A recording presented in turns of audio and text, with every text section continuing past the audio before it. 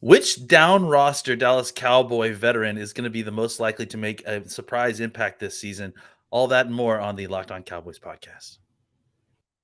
You are Locked On Cowboys, your daily Dallas Cowboys podcast. Part of the Locked On Podcast Network, your team every day. Locked On Cowboys.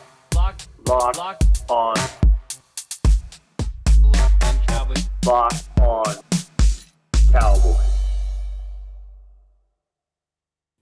Welcome back to the Locked On Cowboys podcast, part of the Locked On Podcast Network, your team every day. We want to thank you for making us your first listen of the day. We are free and available on all platforms. And today's episode is brought to you by BetOnline. BetOnline has you covered this season with more props, odds, and lines than ever before. BetOnline, where the game starts. I am Marcus Mosher. You can follow me on Twitter at Marcus_Mosher. He is Landon McCool. Check him out on Twitter at McCoolBCB. And Landon, you've got a interesting show idea for us today. How you doing today, buddy? You're doing well. I was going through the roster. We are doing some prep work for what is our usual traditional positional review that we always do every year before training camp starts. So that will be coming down the pike probably within the next few days, and that will be kind of stretched over the next few months as we go position by position, kind of looking deeper into the roster. But I kind of was going through the roster, looking over some players, and I felt like there were these 5 guys that I saw on the roster that are veterans. They're not like undrafted free agents. They're not rookie draft picks.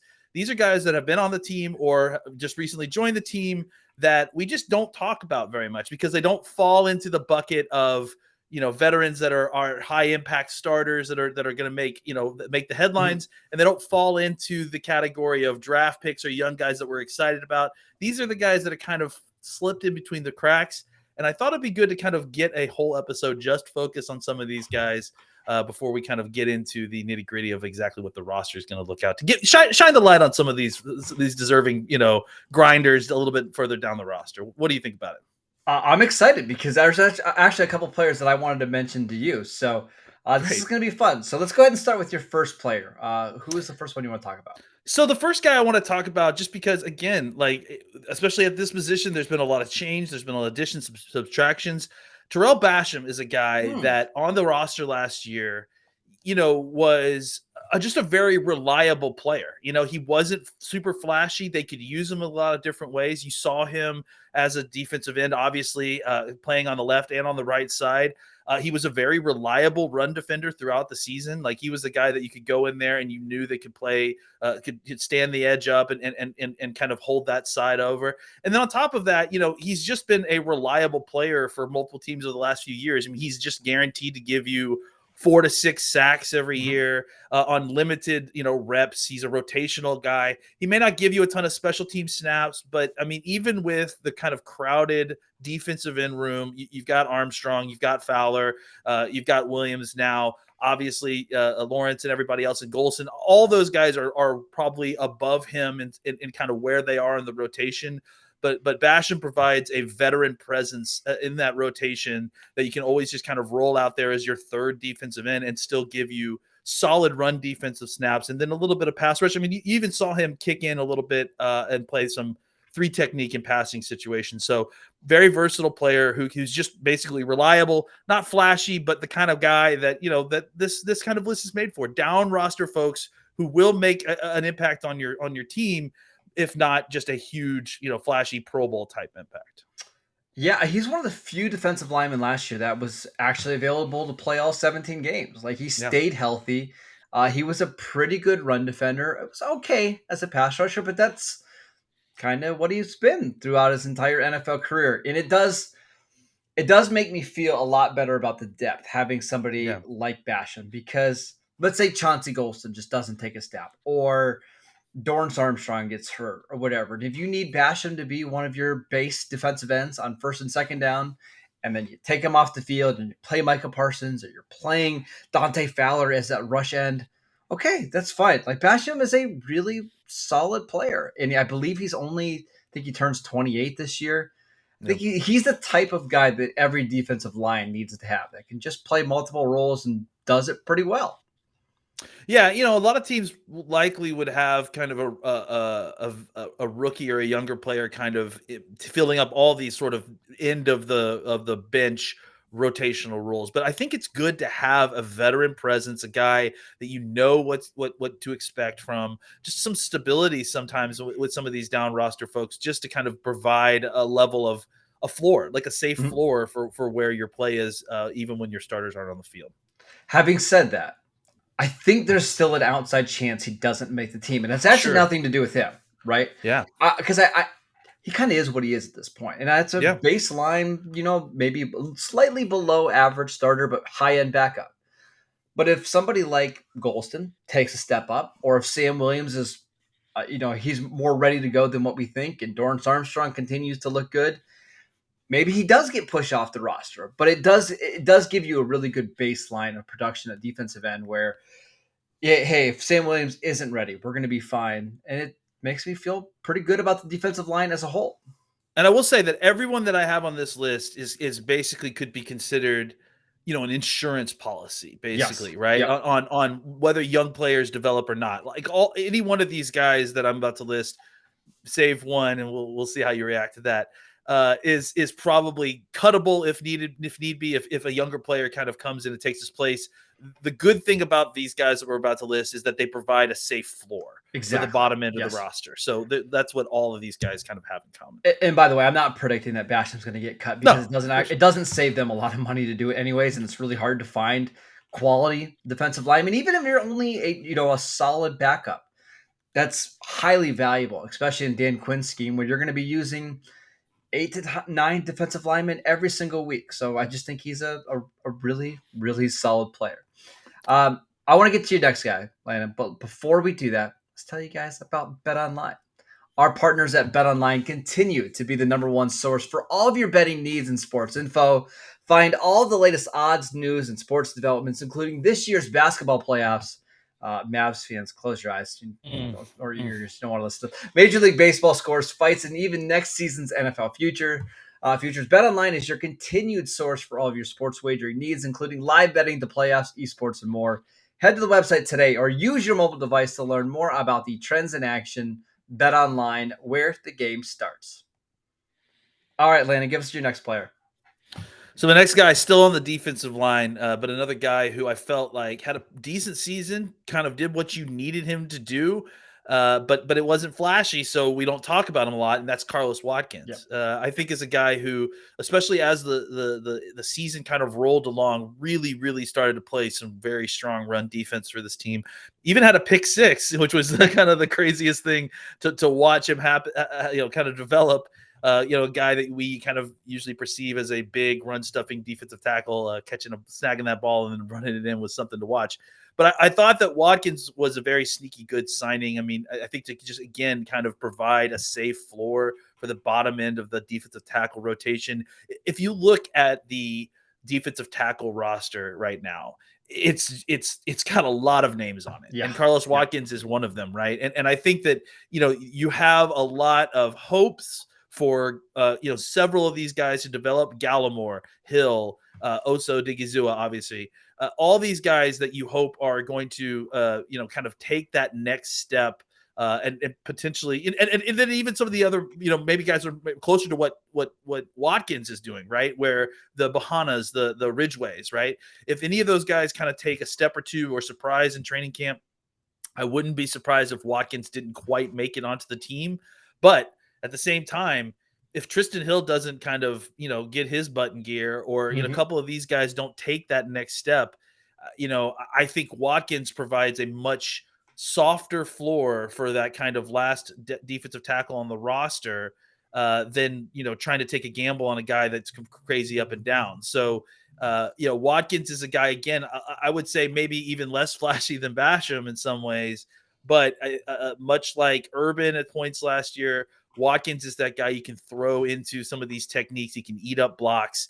He can help in the run game. If he's not the person making the tackle, at the very least, he can plug up a gap and kind of, help in that sense. So I wouldn't be surprised if he wasn't on the roster, if one of these defensive tackles had a really great training camp. But if they don't, Watkins is a guy that you can rely on as being part of a rotation for that defensive tackle group.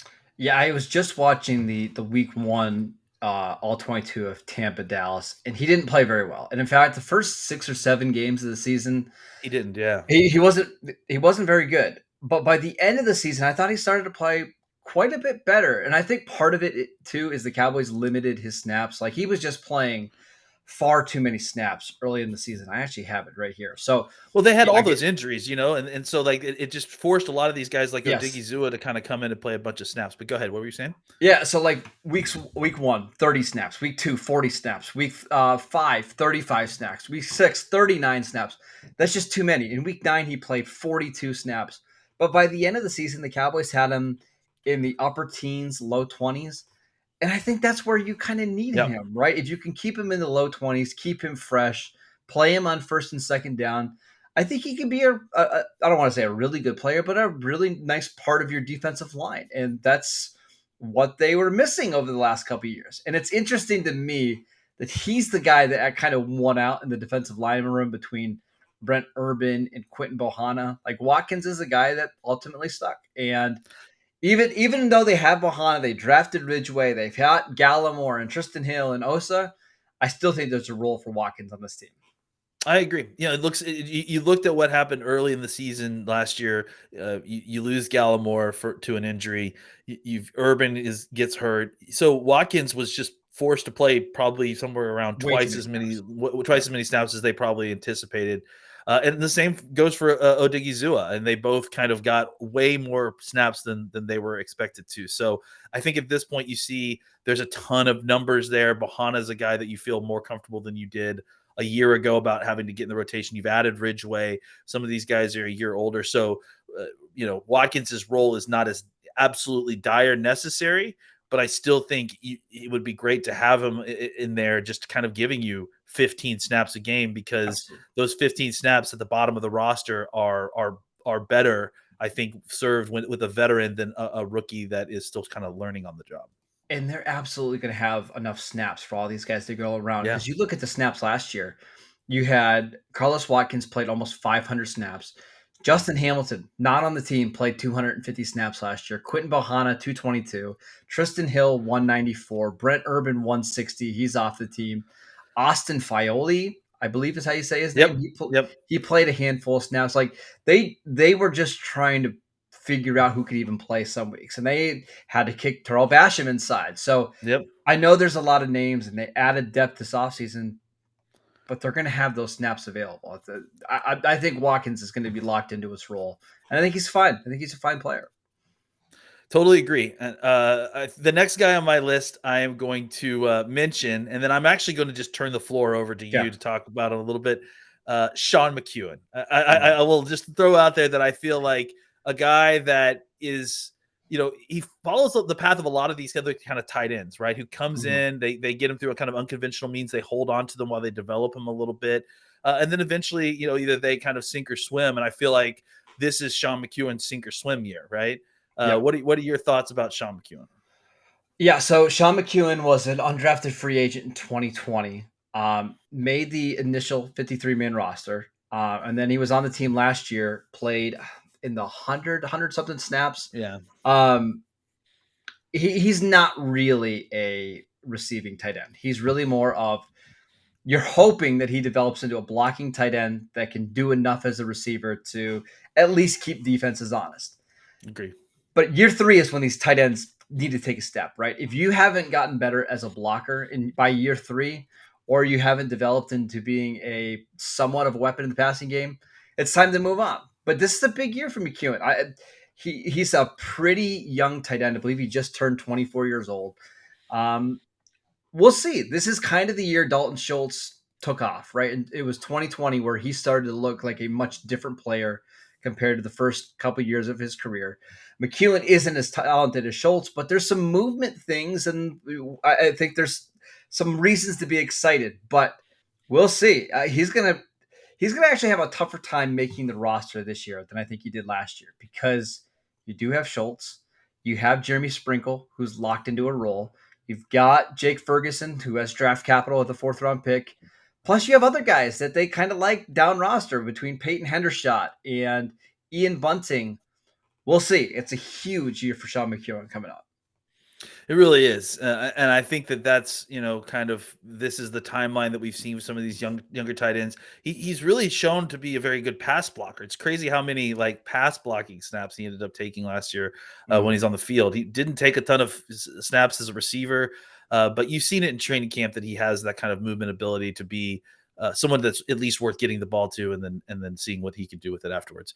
All right, next guy on my list, as actually was mentioned by you. I'm going to skip around a little bit, but I'm going to ask it in the form of a question.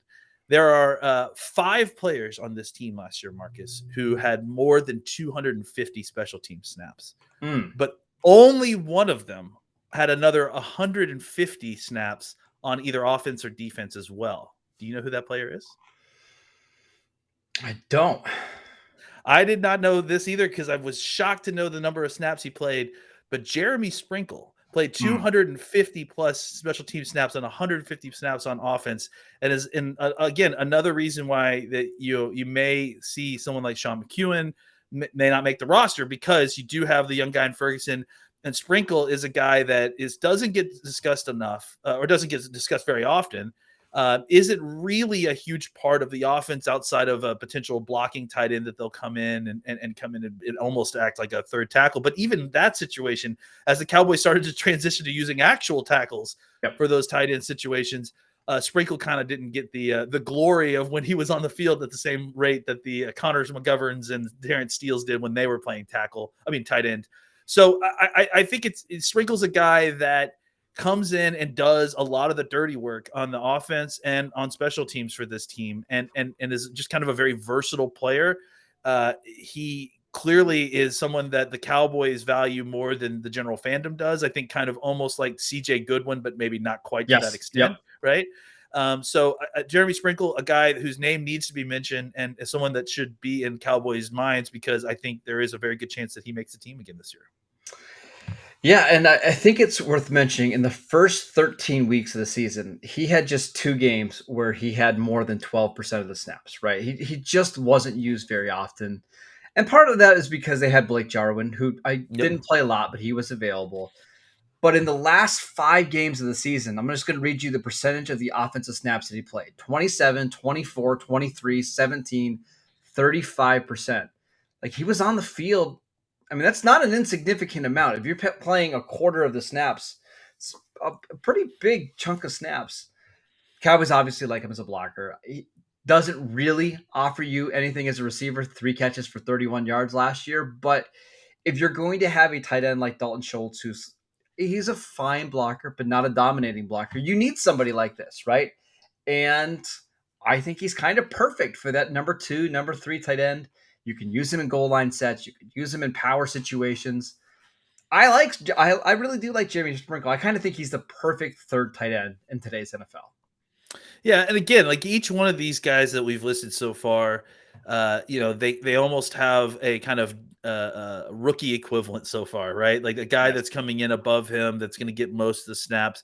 But what these guys kind of do is provide, opportunity for those guys to get all those snaps and still fail. If it doesn't work out, if it doesn't quite play out the way that you had hoped it would with Ferguson or with he just gives you such a safe floor, right? Like if you go into the season and you need Sprinkle and Schultz to be your tight ends for the first 8 weeks of the season, you're fine. It's not a big deal at all, right? You're not relying on the learning curve of these players to be so steep that it's unrealistic, right? Because if they don't make it, if they're not, ready for prime time by the time week 1 comes in, each one of these guys has experience starting and playing in the NFL, meaning these vets that we're mentioning. So they can take that job until these rookies are ready to kind of grab that brass ring and be a larger part of the rotation. So I think, again, that's kind of why we're going over these guys and why we're mentioning them, is because they serve a valuable role at the very least for insurance policies, for especially what's about to come up with training camp and with mini camps. At the very least, if these guys don't develop, the rookies don't develop the way you want them to, here's the guys that you will likely see kind of taking their place until they're ready to take over. And it's also really nice to have this player in your team if you're not super confident about your receivers, right? Let's say it's CD and the rest of the wide receivers early on in the season are struggling. Okay, well, you can play more 2 tight end sets. Is it going to be as efficient in the passing game? Probably not. But you don't feel like you're putting out a bad player on the field because your receivers aren't ready. Like Jeremy Sprinkle is a fine tight end that can actually be a net positive to your rushing attack. So having somebody like this is really valuable to your offense. And it's frankly one of the reasons why the Cowboys offense has been really good over the last couple of years is Sprinkle isn't a star, but when you can have so many different formations and personnel groupings, you can match up against whatever kind of defense you want, or you can exploit any kind of defense that you want. You need 2 or 3 guys like this on offense that can fill different roles. You have one in Noah Brown. You've got one in Jeremy Sprinkle. It's the key to having a well-balanced offense. Yeah, absolutely. And I think that's, you said it there, is you have schematic options. Yep. If things aren't working 11 personnel due to the personnel itself or due to a mismatch issue, then you can go to 12 personnel and try to exploit things in that route and still have competent players to kind of run those formations. And we saw Dallas do it at the end of the year when the passing offense was struggling, right? They relied more on Jeremy Sprinkle as a blocker, and they still put up a ton of points, at the end of the season against some fairly good defenses. So, yeah, still a very useful player. All right, one more quick break to tell you guys about Rock Auto. With the ever-increasing numbers of makes and models, it's now impossible for your local auto parts store to stock up on all the parts that you need. But Rock Auto has everything from engine control modules and brake parts, motor oil, and even new carpet. Whether it's for your classic or your daily driver, get everything you need in a few easy clicks delivered directly to your door. Best of all, prices at rockauto.com are always reliably low, and they're the same for professionals and do-it-yourselfers. So why spend up to twice as much for the same parts? Go to rockauto.com right now and see all the parts available for your car or truck. Right, Locked On in the how did you hear about us box, so they know that we sent you. Amazing selection, reliably low prices, all the parts your car will ever need. Visit rockauto.com today. All right, Landon, who's your final player? So this is a guy that, all these guys that we've named before, we've talked about a little bit somewhere, right? Or at least a lot of the Cowboys fans have an idea of who these players are. They've been on the team previously. This guy's kind of a new guy, a guy that the Cowboys just signed this year with very little fanfare, and very little people know about what's going on here, and that's Ryan Nall. He's a running back that the Cowboys had signed and played for Chicago Bears the last 3 years. And it seems to me that they're going to be playing him a little bit of fullback, maybe moving him around a little bit. One of the reasons I really wanted to point him out was I think he potentially could be taking that kind of Rod Smith role in this offense, right? Where he's the third running back, or the fourth running back in some cases, a fullback. I think you'll see him kind of function as a fullback. Let's say that they get to the season and they decide that they don't want to carry just a specific fullback, like Nick Ralston isn't quite enough on special teams or enough as a fullback to justify a roster spot. What you could do with a guy like Ryan Nall is you bring him on as your fourth running back. He can play all the special teams you need. I think he played something like 200 snaps for Chicago last year in special teams, so he has experience there. He can be your down roster running back. I think you probably would prefer to get Dowdle's the majority of the carries there. But I do think that a guy like Nall could be extremely valuable in, if you have an injury, he can be part of a rotation of guys who can carry the ball. I mean, he's good at carrying the football. He doesn't have like elite speed, but he's got very good quickness for a guy his size. He can get north and south. He can be a physical presence in the run game. So if something happens with Zeke and you need figure out a situation where you're rotating these running backs, Nall could easily be your hammer because you may be lacking one in if you have just Pollard and Dowdle. And I think, again, he can come out of the backfield as a fullback. He can block a little bit as a lead blocker, as a fullback. He can even kind of, I think he's played some tight end before, if I'm not mistaken. I think I saw him actually lining up or as a wing and as online. So he has position versatility, has special teams value. These are the kind of guys that make rosters, right? Because you need versatility at the bottom end of your roster. You need to be able to do more than one thing. If you aren't going to be a guy who's going to get 10 to 15 snaps on offense or defense, you need to find a way to make yourself valuable for the roster on the back side of it. And special teams prowess position versatility, job versatility. Those are all things that a fourth running back really, really needs to do in order to kind of hang around. And I think that's kind of the role they envisioned when they signed a guy like Nall, right? Is that they knew they liked Dowdle, but this guy can kind of fill a bunch of different roles. He can be a game day active guy who, if something goes on, someone gets injured, he can pop in at running back. He can serve your snaps at fullback. He can be your up back. He can be someone who runs downfield to make tackles. This body type combined with being a running back is a very useful player for an NFL roster. Yeah, and I actually think he's probably competing more with the down roster linebackers for a spot on the team. Yeah. Right? Like Aaron Hansford or maybe the Oklahoma State linebacker, right, that the Cowboys drafted this year, Harper. He's probably competing for one of those spots because those are going to be special team spots. But could he give you 5 snaps a game on offense, 7 snaps a game on offense as a fullback, as a H-back, or whatever you want to use him as? Sure. I certainly think that's possible. I actually have one name for you that I wanted to get your thoughts on. Simi Fehoko. When the Cowboys took Fehoko last year in the 5th round, the thought was he needs at least a year to get up to the speed of the NFL and to learn the route tree and stuff. Okay. He had a year, and he was actually able to play some special teams. Not a ton. He played 48 total special team snaps last year. Whatever. He was on the active roster all year for the Cowboys. And now going into 2022, now that he's a second-year player, doesn't seem like we talk about him at all as even a potential option, right? It's CeeDee Lamb, and then, okay, is it Jalen Tolbert in the slot? How quickly does Michael Gallup get back? Do we see James Washington on the outside? Is there any chance that he's somebody that just takes 2 big steps from his rookie year to year 2? And, hey, he's maybe not a starting receiver, but what if he's kind of where Cedric Wilson was, like in year 3? Yeah, I mean, we keep hearing, rumors and whispers that they're asking him to put on extra weight and potentially, I kind of envisioned when I hear that they're trying to like groom him a little bit for that kind of Noah Brown role, right? And then you see that they re-signed Noah Brown, so which makes sense. Noah Brown was super cheap, so that totally makes sense. It totally does. And I think that likely what it means is that you're going to see Fehoko kind of play a little bit more of that kind of hybrid tight end wide receiver role. He's a big bodied guy. He's got some athleticism to him. I think the idea of like seeing what you can get with a guy like that, does he maintain that level of quickness with 15 or 20 extra pounds? Or what is his speed at 230 versus 215, right? 210. My guess is he's going to be fine. He ran a 4.44 at his pro day. Let's say he runs a 4.50 now at 230. Yeah.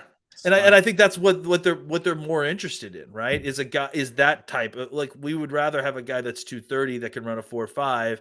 Maybe we can put him in as like a big slot type, and use him in certain, packages where he's that body type is especially useful. I tend to think that they're kind of looking at Simi Fehoko instead of a developmental kind of, X receiver for, wide receiver 1, but more of like a move tight end hybrid wide receiver type that's going to play in the middle. It's going to play in the slot, a big body type that can present a target in the middle, who could also, I guess, if you needed to step outside and play some outside receiver. Again, that down roster versatility, I think, is something that's really valuable to them, so they can do whatever they need to do, with the bodies that they have eligible to come up to the game day roster. And I'm not predicting that Simi Fehoko is going to all of a sudden break out this year and be a really useful player, but I do think it's a little interesting, like just to compare him to Cedric Wilson, who they drafted in the 6th round, right? Yeah. So Simi has more draft capital. I'm not sure how much it matters late in day 3, but it's noteworthy. Fehoko, super productive in college, like Cedric Wilson, was a little bit of an older player. Fehoko is a far better athlete, and Wilson did nothing as a rookie. He missed his entire rookie season with an injury. I just don't know what we're getting here, and that's a good thing and a bad thing. I would not be surprised though, Landon, if we get to training camp and it's Fahoku's so much better than Brandon Smith and Ontario Drummond and all these other down the roster guys, And while he probably is not going to be able to do the same special teams things as Noah Brown, maybe he's just clearly the fourth or fifth best receiver on the team, and somebody the Cowboys feel pretty decent about. Like if they need him in the first 4 weeks of the season to kind of get through the games where they don't have Michael Gallup, it's not going to be the worst thing in the world.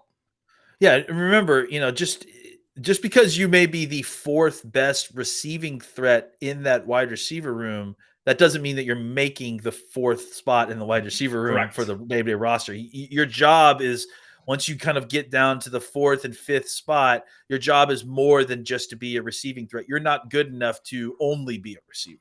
You've got to be able to do more than that. You got to be able to play special teams, or in Simi Fajoka's case, maybe some special teams, and then also kind of giving some tight end role stuff where you're able to be a blocker when needed and that sort of thing. So the more you can do, the more, like, especially like I said, wide receiver 4, wide receiver 5, running back 3, and running back 4, you need to be able to do more than just be able to catch the football.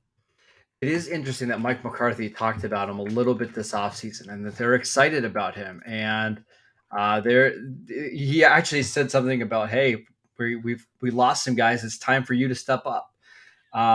We'll see. This is somebody I'm just really excited to see in training camp because, I mean, you'll know, Landon, like we're there. Like you'll know if he took a step pretty quickly in training camp, or if he looks like an improved player, or if he changed his body. It's kind of one of these things that we don't know until we get to the practice field. But if he all of a sudden breaks out, or he's somebody that we are really excited about, I think you're suddenly feeling a lot better about the offense, at least in the first 4 or 5 weeks of the season. I think he fits into a separate bucket of guys like TJ Vasher, Matt Farniak. I mean, even Terrence Steele to a little bit, right? I mean, the guys who you feel like are going to take another step this offseason that you don't really have. Yeah, McCool, guys that you feel like have some upside, that you feel like they needed a year season to kind of get better, that you're excited to see what they look like on the other side of that year, that you're excited to see what kind of improvements they made in the offseason. And all these guys, not starters, but below the starter level, but guys who were with the team all throughout of last year that have had the chance to develop, that you think, okay, are you guys ready to take another step into the conversation of key backup, starter, rotational player, contributor? Like those are the guys that you think could step into that role this year. To your point, here are the list of players that played less than 350 snaps last year that all could take a big step forward, or at least if 2 of these guys do, you're probably feeling pretty good, right? Nahshon Wright, Kelvin Joseph, Quinton Bohanna, Sean McKeon.